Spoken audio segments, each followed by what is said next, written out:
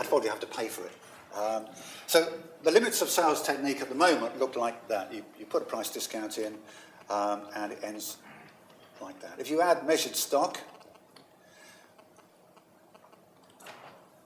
and then you may move the stock into the space, then you can actually, the difference, if you remember in the chart, is huge. You could double overall the results, because you take half the stores and you maybe put in 3 or 4 times worth increase. And it actually doesn't cost an enormous amount to necessarily do those things, because you have to remember that managing price discounts better also has a brand building impact as well as anything else. But let's have a look at alternative marketing techniques for delivering a benefit. Now, this is an offer on a pack of excellent, Alan, who's here today, excellent cat food, premium product. And what we have here is we've got a sticker on the pack offering a bog off. Buy this, get another one free. Run by USAID, which is Andrew and Therese here today. And just to look at it, on the left-hand side, you've got the original offer, which is where you pay everybody to take 2 packs out. And running on the amber side, you've got the on-pack, which is where you pay 10% of the people to get 2 products. And you can see one of the drawbacks, and you've got a sheet of paper called Face the Facts, I think, on your chairs. If you haven't, you've got spares. You can see that what you've got here is an instant rise, but then, of course, store systems kick in there, and they replenish the systems with labels on, with products without labels on. So, the promotion comes off the shelf, and what we have here is a range of store calls, field marketing people going in, re-stickering the product, sorting it out properly, and you can see the consistent rise that you are getting in bedrock sales.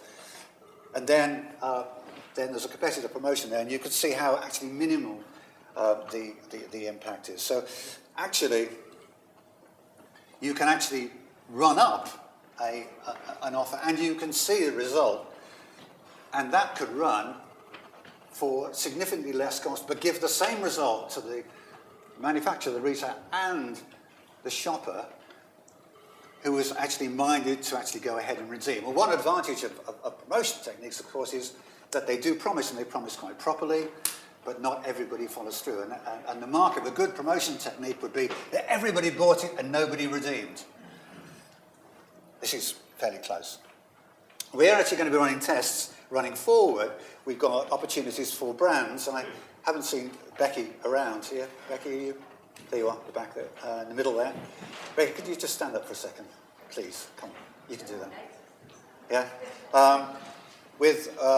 As part of a pack, and also with USAID, with Andrew and Therese, somewhere here, I don't know where Therese has gone to. So they would be available to help if you wanted to talk about it. And it is worth remembering that alternative incentives can offer better ROI. We will revisit this particular slide in the next presentation. But what it does is it shows that what you have is sales uplift on the left and promotional engagement, the interest of people showing a promotion on the bottom. And you can see that the higher the engagement that you're getting, and one has to say that bog off is pretty engaging, and it would be on there somewhere. It isn't on there at the moment, but we want to be putting all this in perspective. And you can see there a range of incentives that show that the greater engagement you get, and this is with the tea company, and it's run by Red Root, who train on some of our shopper marketing courses, you can see how you get that give or take a straight line. The big peak there, which you won't be able to read, I'm absolutely certain, at the top, that blob right at the top was dinosaurs, when dinosaurs were really, really hot. So there would be on-pack benefits of running this kind of activity for the retailer, in the sense that you can run this in the fallow areas. And there have been some indications, certainly in the awards that I saw, that people who run good on-packs can actually negotiate fewer price discounts, because you are engaging the shopper more closely. For brands, it can improve your ROI dramatically, and it can build sales, loyalty, and shelf presence. And for shopper, it improves for them the mental availability because they can actually see the product more clearly. And again, this is something we come back to in a minute. And interestingly enough, couponing can also bring people in. It brings people into the store, brings people in front of the facing. Now, here I'm not talking necessarily about the kind of couponing that Tesco and Sainsbury's want to sell you. They're not actually here today. But the trouble with a lot of the couponing that goes on is it throws demand instantly, but it doesn't tell the store that it's happening. So exactly the same thing happens. This is work that we did with a very large brand, and while it may look confusing at a distance, it also looks quite confusing close to it. But if you keep an eye on the blue line, those are the stores that had a coupon equal size to the purple line, and the blue line stores actually we worked with, and we put additional stock in there, and you can see that as you follow this through, this was the couponing period here, and then going on through, you can see that actually the stores with additional stock kept up with, although they didn't have a rights to, if you look at the previous activity, previous price promotions, kept up with those stores which didn't have the support and ended up above. So again, we've got working with Mark Davis down the front here. We're working on a policy where I'm looking at, again in this trial, where you put the coupons out over a period, which gets the store used to having the demand coming through and allows the systems to actually reset at a higher level, with the opportunity for them to reset permanently higher. So there we go. So the message overall is an incentive doesn't have to be delivered instantly to have a similar impact. So people are prepared to wait. Applying marketing skills to sales problems has game-changing potential. Now, in a sense, this is why I need to take issue, actually, with the tried and trusted methods, because things on pack haven't necessarily taken a lot of people's attention recently, although I've seen real evidence of resurgence. And that's the place where you can compete most effectively with price discounting. And the imbalance in rate of sale between promoted and non-promoted areas is not just an issue for the brand, it's a real issue for the retailers, and we've been talking to them about that. We are then, and this is needed the last slide, you'll be pleased to know, Andrew. IPM Sustainable Promotions. If you are a brand or if you are an agency that knows brands and knows brands well, and a lot of you said you were talking about alternatives, this is the opportunity to prove that an alternative is viable and could be invested behind. So what we'd like is to find brands who've got a price discount running, which we can manage better, add correct stock, and put more product on the floor. And here we're working with Martin Fawcett at Bezier, and with Profits Check, which you'll see in the white paper. And then the people who are going into the store to put the product on this additional shipper will walk down the aisle and put stickers on alternate products, and then we will put couponing out in the market for those alternate products and demonstrate how, by using marketing techniques, you can build both the brand and the retailer. Because it is important to be inclusive in whatever you do, and it is also important, and I take this right from the front right through to now, to have some facts supporting you. Just having theories in the current climate will not be enough. So for these four clients, we will be covering all the costs, either ourselves or the brand or the service members I've been talking to, and it gives you the opportunity to take away a message.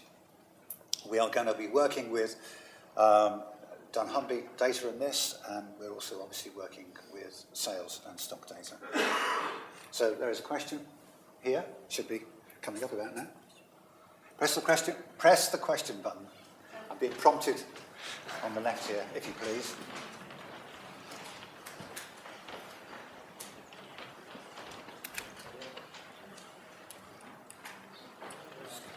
Okay. Okay.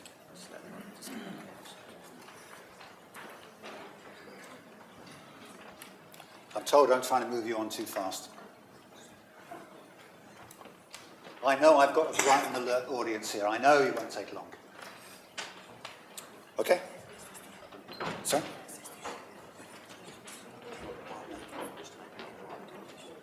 Okay.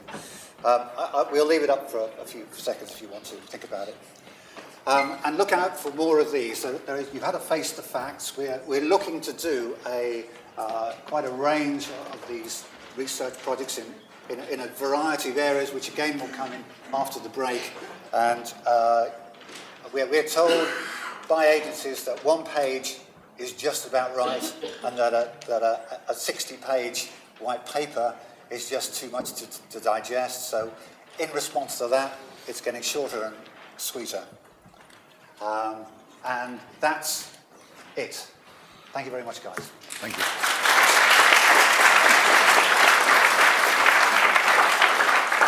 Thank you for some very interesting questions. It's just an interesting area that I'd never really, until I saw this data, thought about in as much detail as I have. So, you know, it is true, is it not, that we are deliberately creating unnatural demand for our products, that the stores are, if our category people have done their job correctly, have set it up or encourage retailers to set up stores to meet normal demand, we create this massive flow. The store systems can't cope with it. We piss off our most loyal customers and they become disaffected and they go somewhere else. And so it's a very interesting hypothesis that actually we need to go back to our old methods. We need to go back to managing individual stores by promotion. What an interesting issue to debate with retailers. But that's basically what this essential finding is. We are, by promoting and creating unnatural demand which cannot be met by retailers, that we are making, that'll be for you, that we're actually creating disaffection for our own brands. What a fascinating insight that we've got. There's some very interesting questions on this. One of the questions I've been asked to ask the brand owners in the room is, do you believe, or do you recognise this phenomena that this research has thrown up, which is out of stocks are one of the biggest problems you have when you're promoting? Brand owners sort of, we use the manual method. Could you raise your hands? Yeah, half a dozen of you. Those, if I could ask those sales people, do you recognise that this is a particular issue? Yeah.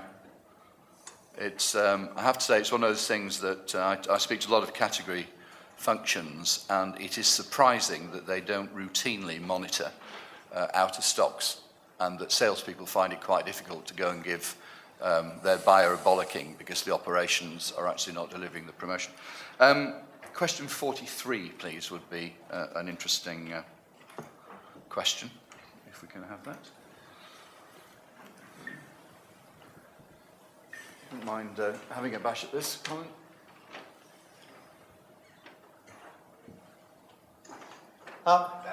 There's a really good point. Actually, can I recommend you to a book called How Brands Grow by Byron Sharp.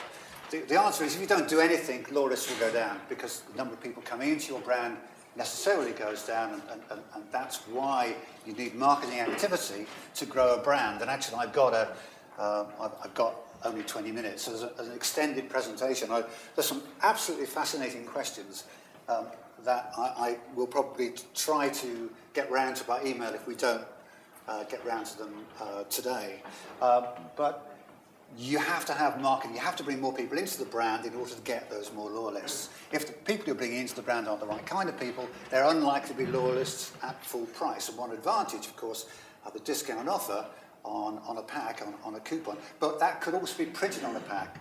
Coupons printed on or offers printed on a label offer a test market, but if you print something on the pack, the cost goes down, to relatively little.